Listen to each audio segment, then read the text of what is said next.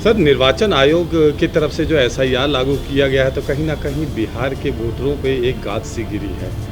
क्या कहना चाहेंगे, किस तरह से आप देखते हैं? देखिए, ये सरासर हम सब जानते हैं कि भारतीय जनता पार्टी का एजेंट होके चुनाव आयोग काम कर रही है। लाखों पन्नों के सबूतों के साथ राहुल गांधी जी ने पेश किया कि किस तरह से बेंगलोर में या फिर और अन्य महाराष्ट्र में वोट की चोरी हो रही है।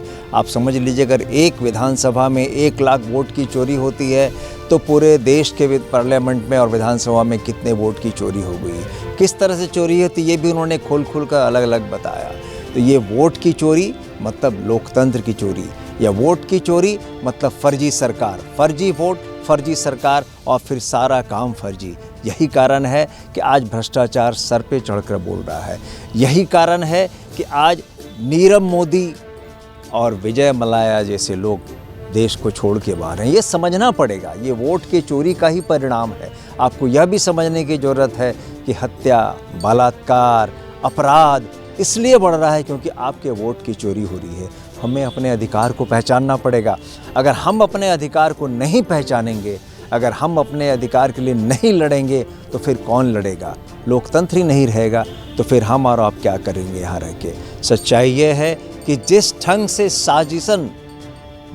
साजिशन चुनाव आयोग ने भाजपा के इशारे पे वोट की चोरी की है और सरकार पे सरकार बनाई है, वो बिहार में ना हो, इसके लिए हमें सजग रहना पड़ेगा। आज बिहार में भी आप देखिए ना, लाखों लोगों को वोट से अलग कर दिया गया। वो उनका मतदाता पत्र में नाम ही नहीं है। क्यों नाम नहीं है? कुछ लोग बाहर थे, खेती करने के लिए दूसरे जगह, क्योंकि ये सीज़न ही उसी का है ना, उनका नाम नहीं है। कई लोग ऐसे हैं, आप समझ लीजिए कि 86 साल का एक बूढ़ा बेचारा वो कह रहा है कि अब बताइए ना, हमारा नाम काट दिया आनंद जी। ये समझने की ज़रूरत है कि बिना पूरी जानकारी के, बिना जांच पड़ताल के आप जो इस ढंग से कर रहे हैं वो किसके साथ कर रहे हैं, किसके इशारे पे कर रहे हैं, ये भद्दा मजाक क्यों हो रहा है? और अगर यह भद्दा मजाक हो रहा है तो हमें इसका प्रतिकार करना चाहिए।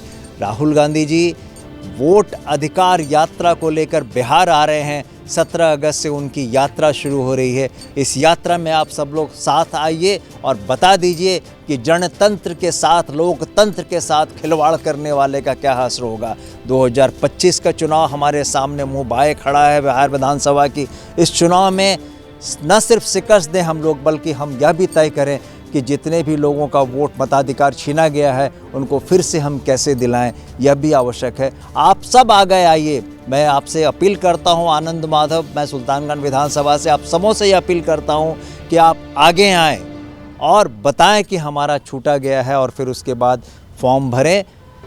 हम कोशिश करेंगे कि आपका ये बहाल हो वोट। ये बहुत ज़रूरी है, क्योंकि आपका अधिकार रहेगा मत देने का, तभी आप शक्तिशाली होंगे, तभी आप कुछ निर्णय ले सकेंगे। क्योंकि दिनकर ने भी कहा था, ये दिनकर की भूमि है बिहार, क्षमा सोबती उस भुजंग को जिसके पास गरल हो, उसको क्या जो दंतहीन विसरहित विनीत सरल हो। यह जानना होगा कि हमारे पास वोट का अधिकार है, तभी वो डरेंगे। अगर अधिकार ही नहीं रहेगा तो वो डरेंगे क्यों? शासन में, सत्ता में कोई भी हो, यह जरूरी है कि वो न्याय करे, वह संवैधानिक संस्थाओं के साथ खिलवाड़ न करे, वह जनतंत्र के साथ, लोकतंत्र के साथ मजाक ना करे। ये बहुत ज़रूरी है। इसी को लेकर राहुल जी यहाँ आ रहे हैं, उनका साथ दीजिए और हम सब मिलकर यह जो स्पेशल इंटेंसिव रिवीजन जो हो रहा है वोटों का, इसको हम स्थगित कराएं और अभी पुराने मताधिकार पे ही जो मत है उस पे वोट दिलाएं। अगर नहीं तो क्या 2024 में जो वोट हुआ है फर्जी वोट पे हुआ है? अगर हुआ है तो सरकार ये फर्जी है, तो सरकार फर्जी, तो सारे निर्णय आज तक के फर्जी है। ये समझना होगा भाइयों, हम सब लोगों को आगे आना होगा। जय हिंद, जय भारत। सुल्तानगंज से प्रबल दावेदार हैं कांग्रेस की सीट से वहाँ पे, तो क्या इस तरह की शिकायतें आपके पास भी आती हैं? बहुत सारी ऐसी शिकायतें आई हैं, बहुत सारी ऐसी शिकायतें आई हैं कि लोग हैं नहीं, उनके घर में बाहर गए हुए हैं, खेती गृहस्थी के लिए बाहर गए हुए हैं, पंजाब गए हुए हैं, कर्नाटक। सुल्तानगंज में इस तरह के जो है, हाँ हैं, हम लोग लगे हुए हैं उसमें, और बड़ी संख्या में सुल्तानगंज विधानसभा में भी ऐसा काम हुआ है।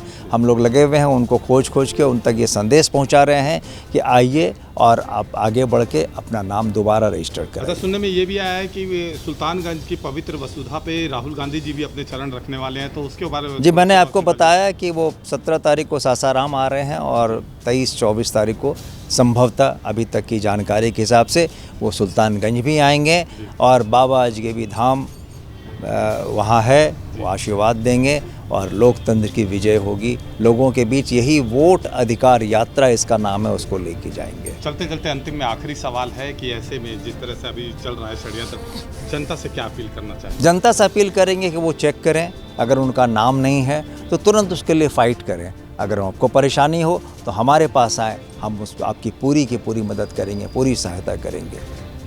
जय हिंद, जय भारत। धन्यवाद।